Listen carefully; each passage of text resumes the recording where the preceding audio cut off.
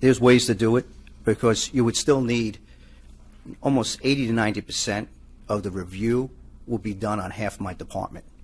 So if you started with them, you would still need the 3 officers and the sergeant, because almost 80 to 90% of the workload will be coming from half the department that's out in Uniform Service Division that we would put body-worn cameras on. Both those options have been given as part of pricing that we've talked about, and it's certainly something that can be considered, and whatever decision that has been made by the council and administration on where we're going to go with this, we'll certainly implement it as efficiently as possible and make sure we're ready to go, whether it would be I don't believe a pilot program is needed at this time. I think that would prolong this. I think if you want to phase it in, that's certainly a way to go. But I think over the long run, the cost is about $900,000 less if you go half instead of going full. So, there's certain arguments to be made, but it really comes down to the ability to pay and where the money's coming from. Okay. All right. Why don't we go ahead and open it up now for public comment? How many folks are here that would like to speak to this specific ordinance and issue? 1, 2. Okay. I am going to ask you to keep your comments to 3 minutes, please, and just please come to the podium and identify yourself.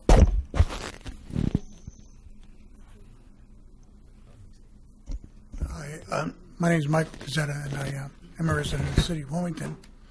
And more, I just want to make a comment about what I've seen here tonight. And I'm sorry, but from what I've seen here, my trust has just diminished as far as the police, the FOB, the city mayor's office. I am not in government, and I knew about this discussion for cameras over a year ago. But here at the 11th hour, we're playing whack-a-mole with excuses. And to me, I've lost more trust than I had when I walked in here. And that's just a comment I wanted to make. Thank you. Thank you, sir. Next speaker, please. Come to the podium, identify yourself. Ask you to keep your comments to 3 minutes.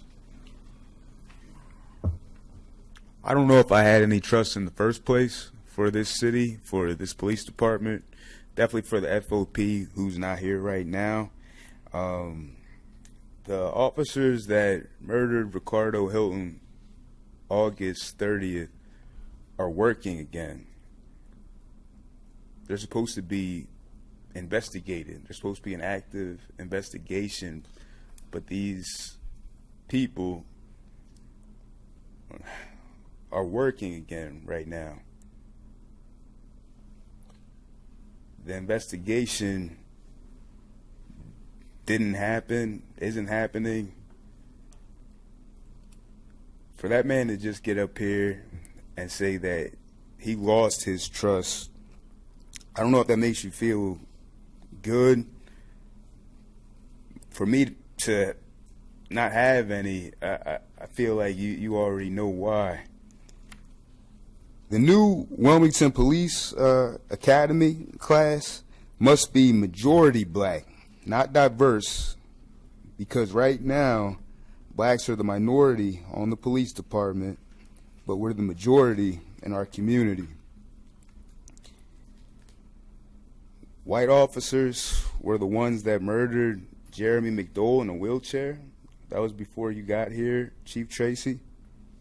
Back then you were in Chicago, part of the Laquan McDonald cover-up of that tape, that police camera video of that man who was murdered by the police, shot in his back. You were in Chicago at that time.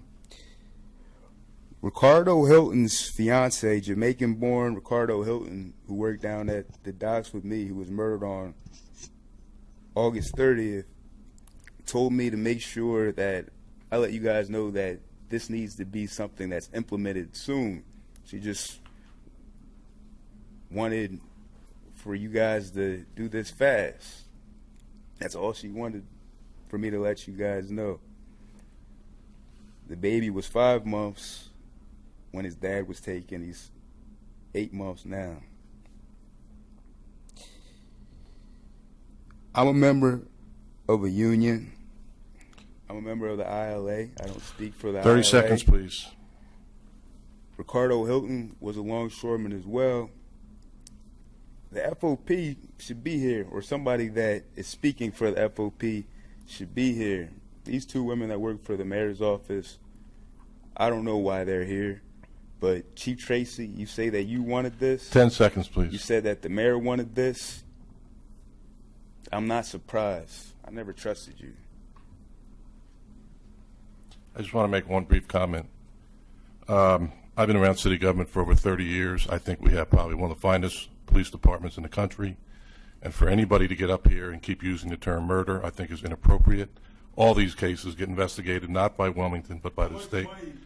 All right? So, sir, thank you. You had your 3 minutes. Thank you. All right. Was there any other public comment? Was there any other public comment? All right. Not seeing any. I'm going to accept. Did you want to move this now or not? I wanted to make a comment. All right. Okay. I just wanted to address partial body cameras. We discussed that, and I had asked about a particular unit, and I could never get an answer whether that unit would also be in the initial body cameras, because it makes a difference of who's wearing the cameras and who's not. And so the partial, we'd have to be familiar with what the officers actually do, not just street officers, because there are special units that go out that I think really would need to have body cameras. That's all. Yes, sir. All right, Mr. Adams, and then we're going to wrap it up, please. Thank you, Mr. Freel. I appreciate it. Again, I would just reiterate what we heard this evening. Okay, there's a contract that's going to expire June 30th. A new one, if everything gets aligned, will go off on July 1. And so we need a 4-month lead time on that, whether or not we need a phase-in program or full program. But we got to authorize and approve the monies be available as of March 1. So I implore my colleagues to go back, rethink of whether or not they want a full program or a phase-in program or something. But hey, let's come back next month and let's vote on a budget amendment to include whatever you decided to include in it. But let's move forward with this program. Thank you. All right, Mr. Congo, please keep it brief. Yes, I will. Thank you. Just on a phased-in program, it won't work because last Thursday, I think that we approved for a grant for the police department. I think it was like $400,000 for overtime to help fight crime. And some of those officers who would be working overtime fighting crime wouldn't necessarily be wearing body cameras if we phase it in. I just wanted to make that point clear. Thank you. Okay. Though none of us are happy, this issue with the police, with the FOP came in front of us, and I just don't think we can ignore that. I think we need more time on this, but I will accept the motion, move ordinance 19044, constituting amendment number 1, the fiscal year 2020 operating budget, being an ordinance to amend substitute number 1 to ordinance number 19-03, out of this committee into the council for a vote. I'll move it. Second? Is moving second on the question. All those in favor? Aye. Aye. Those opposed? No. No. I don't think it's ready. Yeah. So this will stay in committee. I'm assuming, being that we haven't allocated the money, we can't approve a contract. That's correct. So we're going to also hold 19045 in committee. Can I ask what the vote was? Excuse me? What was the vote? 3-2. Thank you. And Mr. Chair, please.